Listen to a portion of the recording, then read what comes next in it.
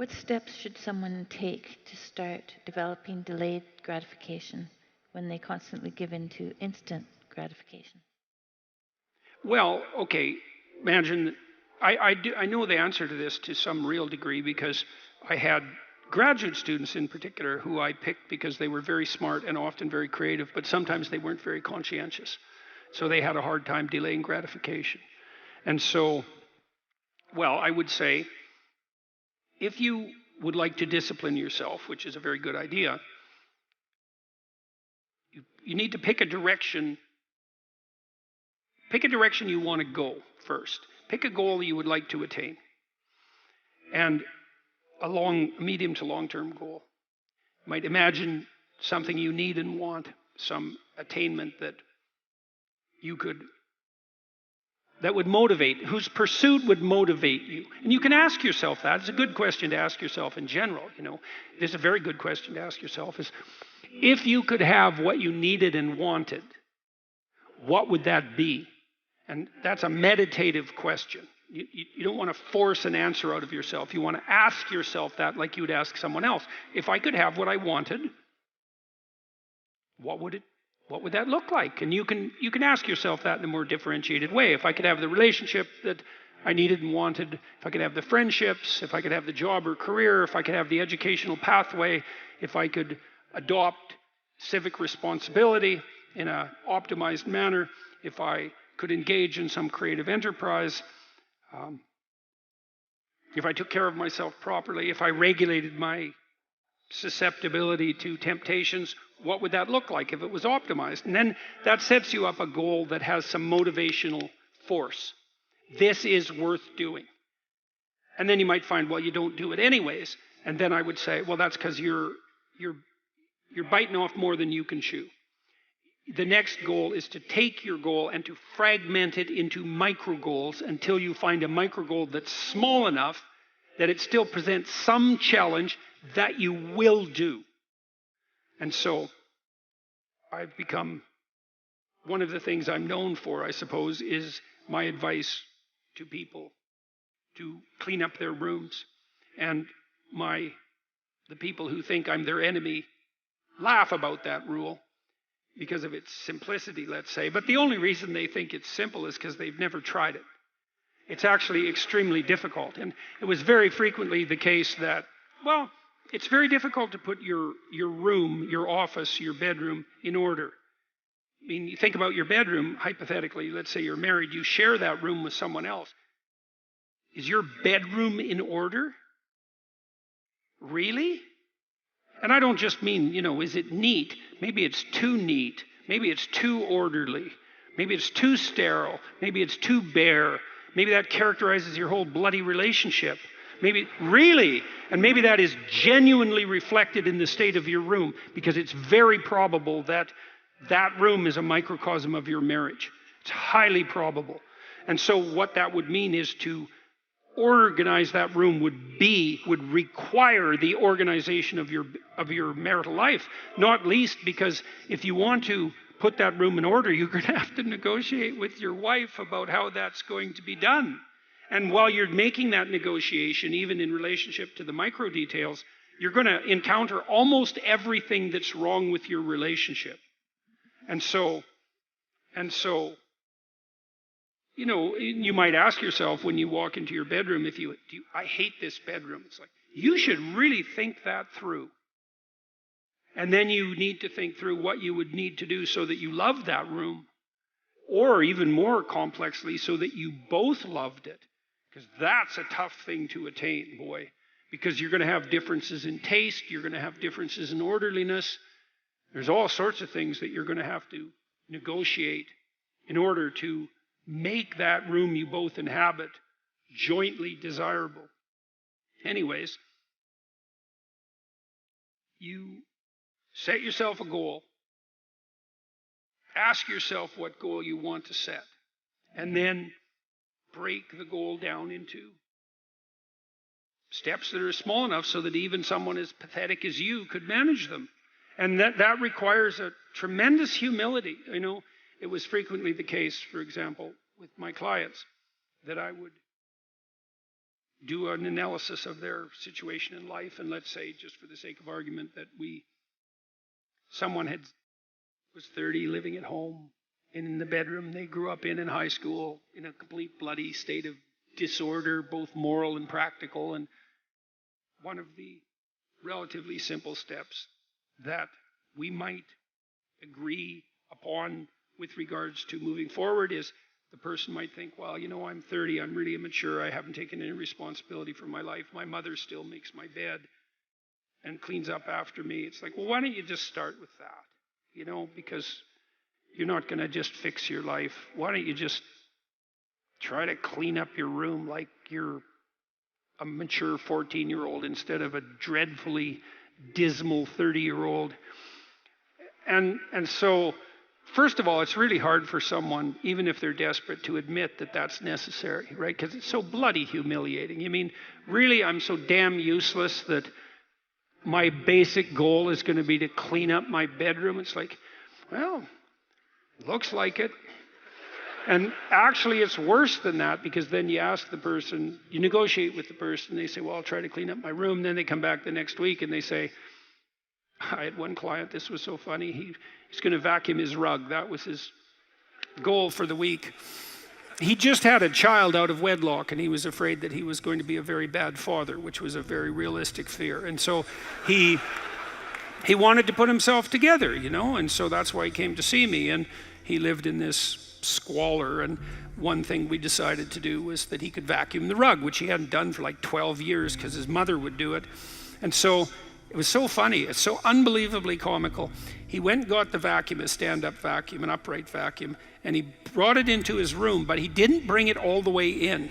He put it in the doorway, leaning like this across the doorway. And then instead of vacuuming his room, he stepped over that bloody vacuum cleaner for a whole week and then came and told me that he couldn't do it.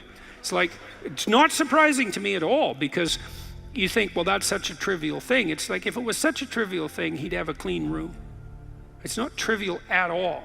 That chaos in his immediate environment was deeply emblematic of the chaos of his life. They were the same thing.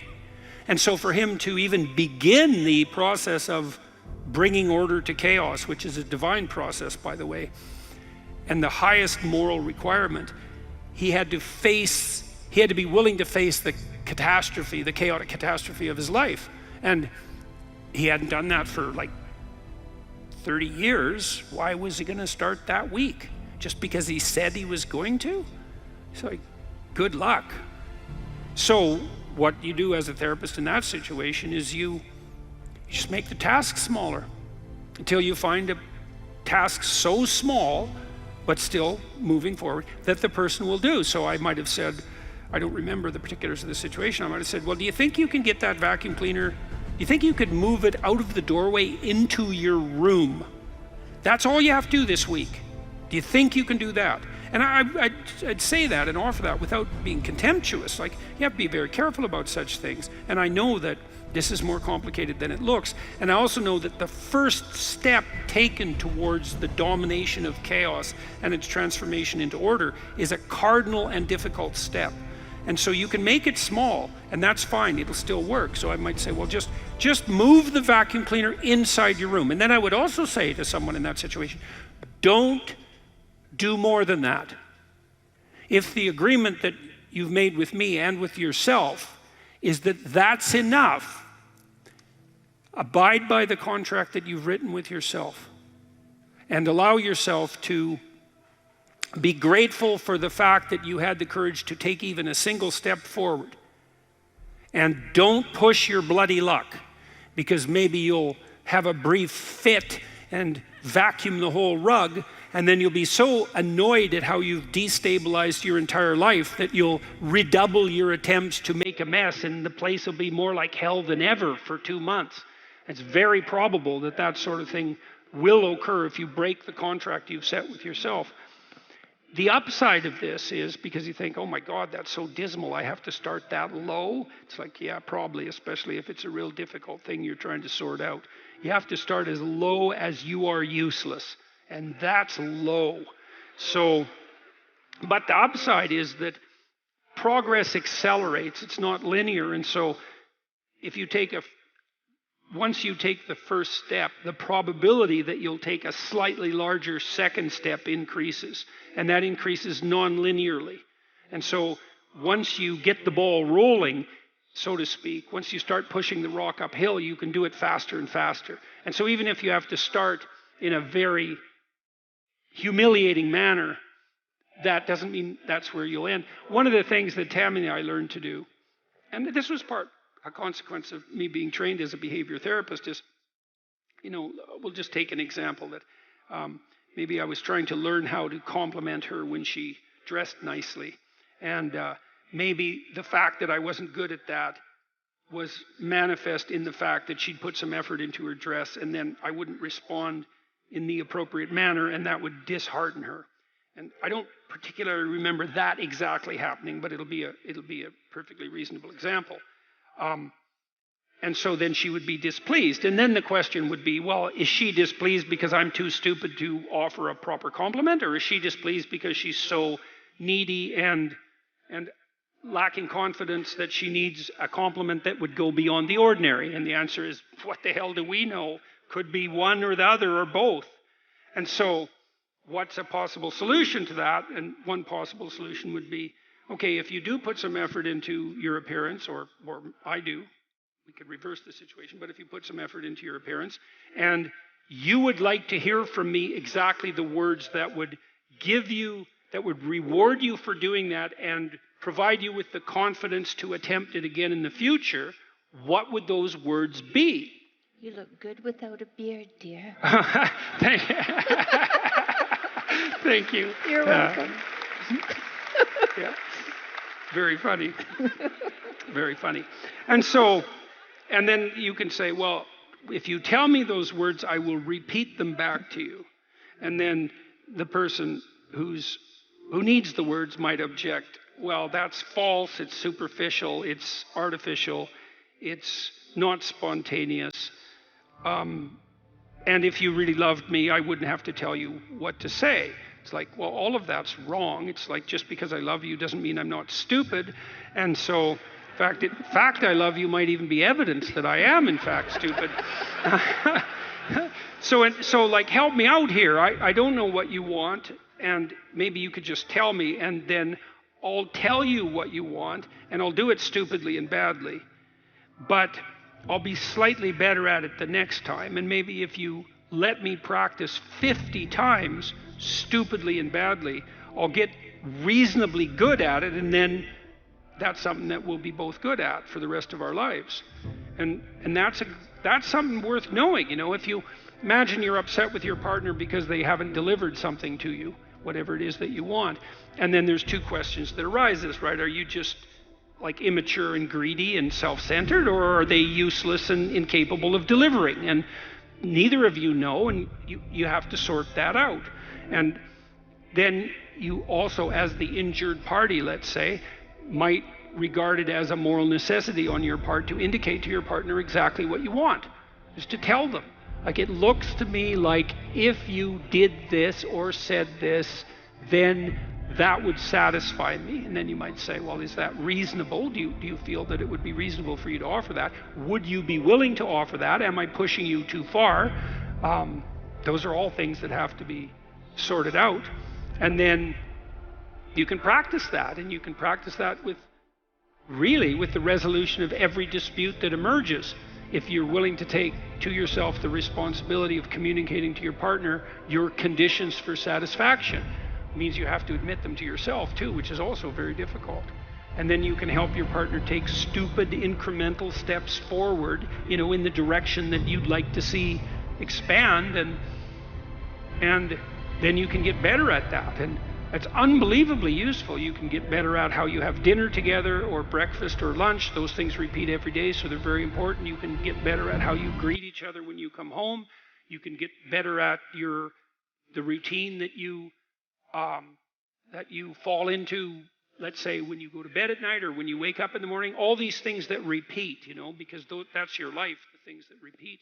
You can conceptualize how you might like them to be ordered if they were undertaken in an optimal manner, and you can start incrementally moving forward to that. And you can do that by communicating what you need and want. by carefully rewarding your partner for taking the appropriate incremental steps forward. And so if you're trying to discipline yourself, you make a goal, you break it down into micro goals, and you implement the micro goals and reward yourself for doing so. And if you do that reliably and you make that a practice, that you'll become more disciplined across time, and you'll move towards the fulfillment of your goals. And that's practically how that's the practical guide for success on that front.